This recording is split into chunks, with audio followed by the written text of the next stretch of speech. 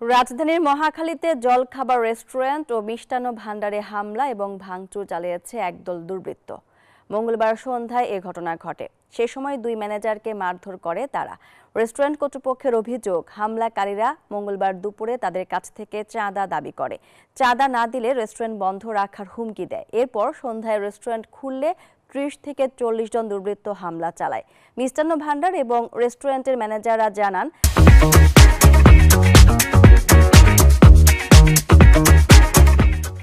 হামলাকারীদের আগে কখনো দেখেননি। হামলার সময় দুর্বৃত্তরা ক্যাশ কাউন্টার থেকে ৩০ থেকে ৪০ হাজার টাকা লুট করে নেয়।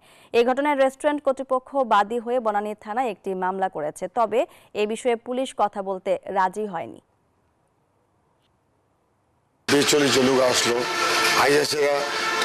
আইএসেরা তোমার বদ্ধ করো, এই দুনিয়া যা লাগাইছে টাকা পয়সা দিতে হইব, এই আমাদের আক্রমণ করছে, আমাদের মাইর ঢুকিয়া রাত্রে আর উষিয়া হঠাৎ করে এই অবস্থা ভাঙচুর।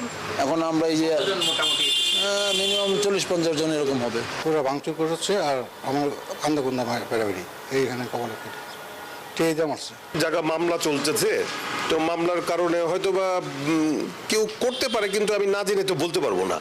তো একটা চাঁদাবাজির তো একটা সময় চলছে, এখন আমরা তো চিনিও না জানিও না।